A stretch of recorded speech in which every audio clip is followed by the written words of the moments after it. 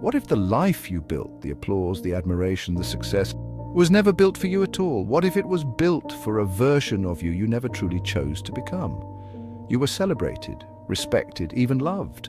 But somewhere in the quiet moments between performances, something inside you began to wonder, whose life am I living? They loved the version of you they saw, the one who could read a room before you spoke, the one who could adapt, soften, shine, charm, whatever the moment demanded.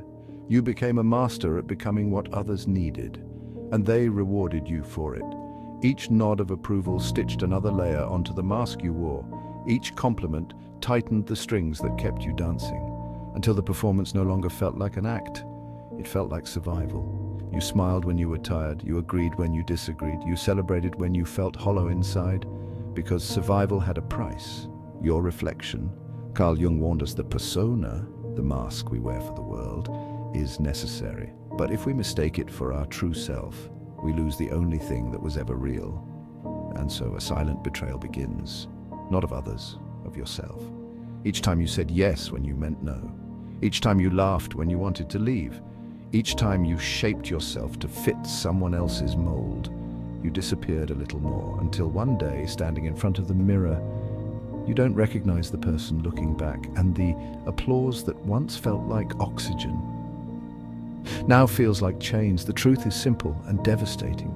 You were never meant to be everyone's everything. You were meant to be your own. Today, that truth demands to be heard. Today, the quiet part of you that never stopped aching finally gets a voice.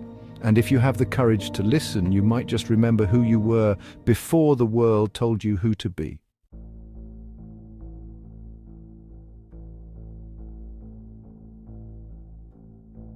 There's a certain kind of exhaustion that no amount of sleep can fix. It's the exhaustion that comes from shape-shifting your soul. From waking up each day and asking, not who am I, but who do they need me to be today? You learned it early, maybe before you even realized it, that the easiest way to survive was to adapt, that the safest way to belong was to blend, that the quickest way to be loved was to disappear inside the reflection others adored. And so you became a chameleon, fluent in the language of approval, expert in the art of invisibility, changing colors so skillfully you forgot the shade you were born with, and the world applauded. You were praised for your kindness, your charm, your reliability, your success. But inside, a hollowness grew, because the rewards they gave were never for your soul. They were for the version of you you performed. Carl Jung said, when you identify too strongly with your persona, you become the mask, and that's the tragedy few notice until it's too late. At first you control the mask, eventually the mask controls you, and the more rooms you fit into, the fewer rooms you belong to. You are surrounded by people, but starving for connection. You are admired by many, but unseen by yourself. And here's the part no one talks about. The applause you chased becomes the prison you cannot leave. Recent studies reveal that over 68% of high-functioning professionals, those admired for their social agility, report feeling deeply invisible behind their success. They perform mastery on the outside while mourning their disappearance within. And you know that mourning too well, because beneath every adaptation, every shift, every earned approval, a quiet voice kept whispering, this is not all you are. You can adapt to every room, wear every color, master every role, and still lose the one thing you cannot replace, yourself. There will come a moment, perhaps even today, when you realize you became everyone's someone. You became everything they needed, but now you must ask the harder question. If you stop performing, if you stand still, if you strip away every borrowed color, will you find a self you still recognize? Or will you find a stranger behind the mask you forgot you were wearing? The chameleon longs not just to survive, but to be real. And the journey to becoming real always begins the same way, with the terrifying courage to stay visible, even when you are no longer adapting, even when you are no longer applauded, even when you are simply yourself.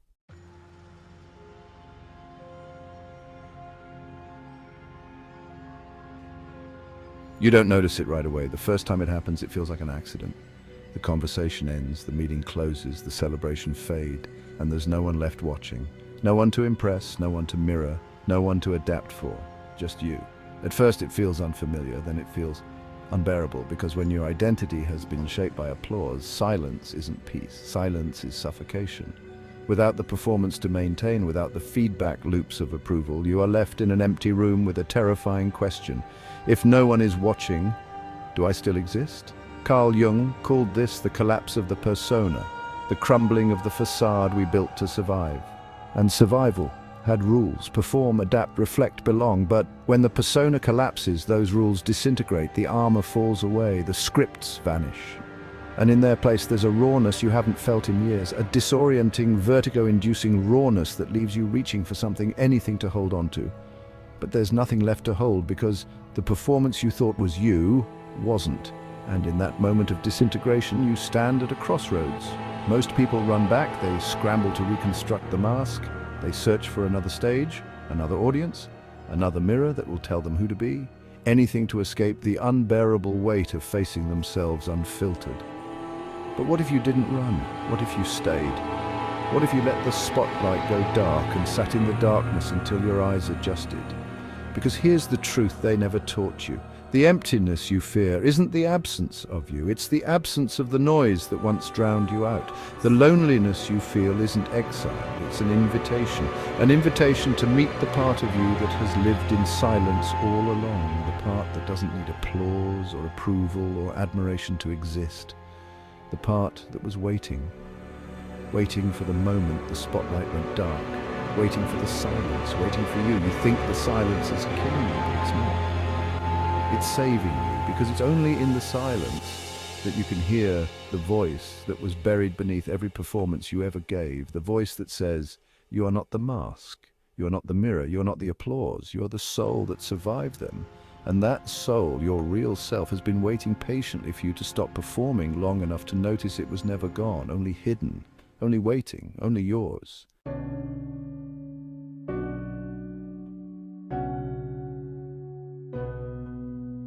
The mirror doesn't show you who you are, it shows you who you've been trained to become. At first you trusted it.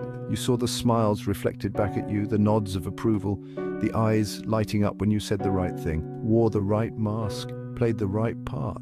You believed the mirror was telling you the truth, but mirrors don't tell the truth. They tell the story you've been rehearsing, and if you rehearse a story long enough, even you will forget it was a performance. Carl Jung warned that when we cling too tightly to the persona, we don't just lose ourselves, we lose the ability to even recognize that we've lost ourselves. You laugh when you're tired, you agree when you're aching, you shine when you're crumbling. And slowly, imperceptibly, you become fluent in pretending. You don't just fake a moment, you fake a life, until the performance becomes so polished, so admired, so successful, that even you start to believe it. But inside something cracks. Each time you betray your real emotions to maintain the script, a small fracture appears. Each time you silence your true thoughts to preserve the performance, the crack deepens. And over time, those tiny fractures form a fault line so vast that no amount of applause can bridge it. You become a stranger to your own soul. And the mirror, it keeps smiling back. Because the mirror doesn't care if you're dying inside. It only cares that you look convincing. Oscar Wilde said, "Give a man a mask and he will tell you the truth."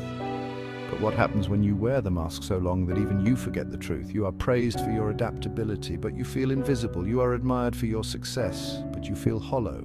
You are surrounded by reflections, but none of them show you who you are. And here's the breaking point.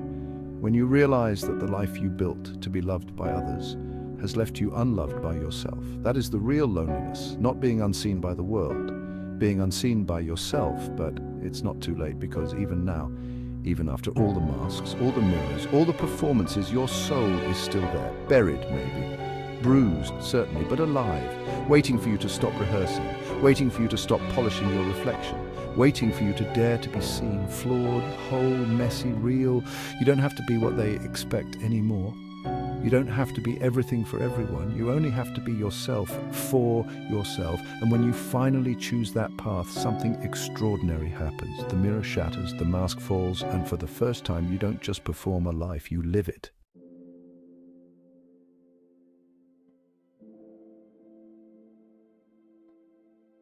There is a moment, quiet but unmistakable, when the pretending becomes too heavy to carry. The roles that once felt like armor begin to feel like chains. The applause that once filled you now echoes hollow in your chest. The reflections that once validated you now blur into something unrecognizable. You wake up one day and realize the performance isn't protecting you anymore. It's suffocating you. Carl Jung called this the confrontation with the self, the terrifying and beautiful moment when the masks fall away and the true soul demands to be seen. It doesn't happen in a grand epiphany. It happens in the small, almost invisible rebellions. The moment you say no instead of nodding. The moment you admit you're tired instead of smiling through the exhaustion. The moment you tell the truth, even when you know it might cost you approval. It happens when you stop asking the mirror who you are and start asking the silence. And in that silence, you begin to hear it, the faint heartbeat of the person you were before you learned to disappear. Not the version polished for performance, not the version adapted for acceptance, the version born whole long before the world taught you to fracture. At first, it feels fragile. You will be tempted to doubt it, to run back to the safety of the script, because becoming yourself is not comfortable. It's disorienting, it's humbling, it's a kind of death, the death of the life you built for survival. But in that death, something miraculous happens. You are reborn, not as a better version of the mask, but as the only version that ever mattered, the one that doesn't need to perform to exist. And yes, the world will notice. Some will miss the version of you they could predict, control, consume. Let them.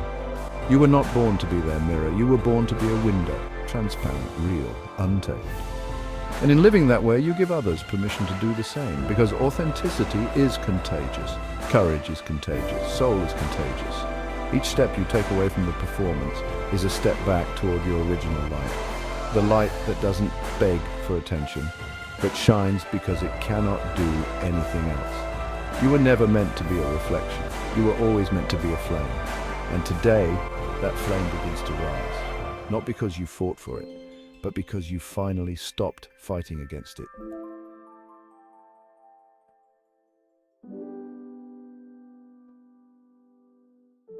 One day, without fanfare, without announcement, you'll notice it. You'll walk into a room and forget to scan for approval.